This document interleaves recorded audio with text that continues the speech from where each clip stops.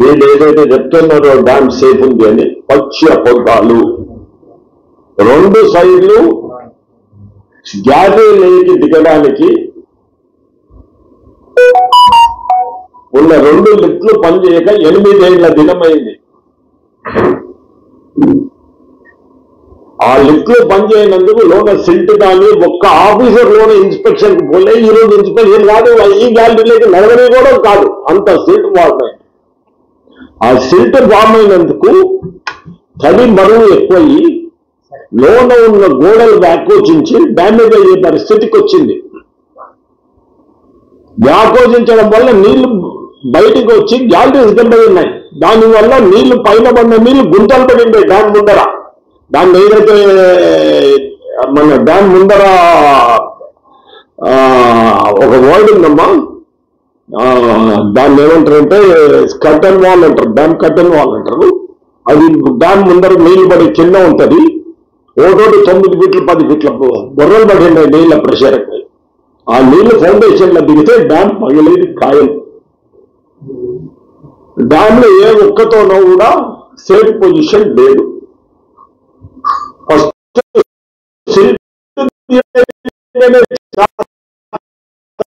కాదు, ఎట్లా సిల్ట్ తీస్తామంట. 8 ఫీట్లు వ్యాకోచంలో ఉన్న 2.5 కిలోమీటర్లు డ్యామ్ కింద ఉన్న సిల్ట్ తీయమని చెప్పండి. ఫస్ట్ 2 లిఫ్ట్లు పనిచేయక 8 నెలలు అయితే అడిగేటోడు లేడు.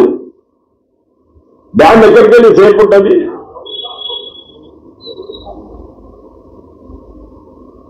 దాని మీద పోయే 18 టన్నులు అలవులు. ఈరోజు 40 టన్నులు 50 టన్నుల బండ్లు పోతున్నాయి దాని మీద. ఒక ప్రభుత్వం మంత్రివర్యులై ఉండి, అధికారం ఉంది, తర్వాత వాళ్ళ ప్రభుత్వం ఉంది, బండ్లు కంట్రోల్ చేయలేకపోయిందంటే ఎవరు తప్పు? వాళ్ళ తప్ప, మంది తప్ప? డ్యామ్ వైర్లు తెగిపోయింది అంటే ఎంత మెయింటెనెన్స్ ఉందో తెలుసుకోండి.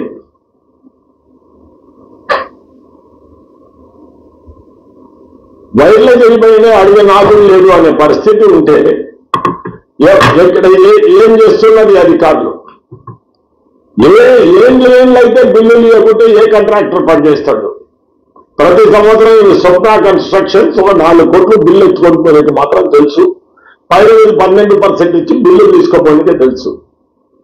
ఏమనంటే రేవంత్ రెడ్డి ముఖ్య బంధువు ఆగుతోట పల్లె అంటాడు.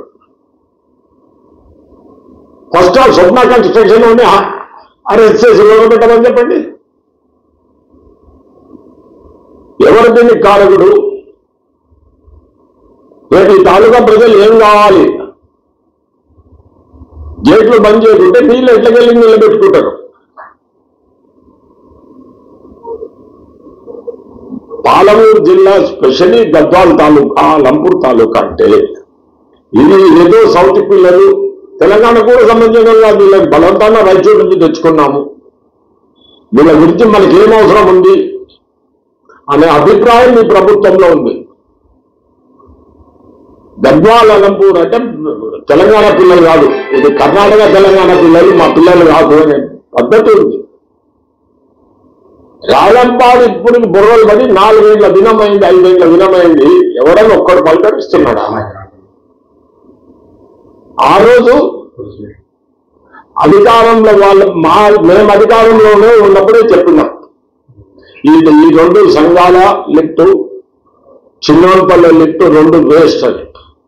ఈ రోజు వరకు కూడా సంఘాల లిఫ్ట్ కంప్లీట్ కాలే, ఆ మిడితోటి కిందలో ఉన్న ఆ రిజర్వాయర్ కంప్లీట్ కాలే, నాగర్తోటి రిజర్వాయర్ కంప్లీట్ కాలేదు.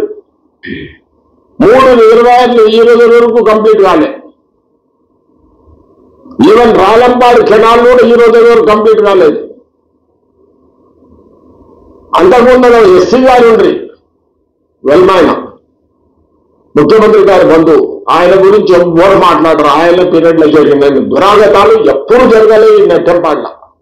రాలంపాడు మొత్తం తప్పుందరో రామంటోడు దానికి 120 కోట్ల బిల్లులు ఇచ్చింది టీఆర్ఎస్ గవర్నమెంట్ లో. దానికి కారకులు ఎవరు? ఈ రోజు 2 ఒక్కడెవరు అక్కడెవరు కూర్చున్నోళ్ళు కాదా?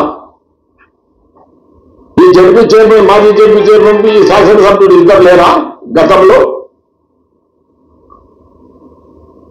వీళ్ళకి ఏమన్నా కింద గ్యాలరీ అనేది ఒకటి ఉంది అని తెలుసా డ్యామ్ లో? రాలంపాడు బుర్రలు దినదినానికి ఇంత బ్యాక్ వచ్చి ఇస్తున్నాయని చెప్పి ప్రజలు మధ్య పెడతలేరా?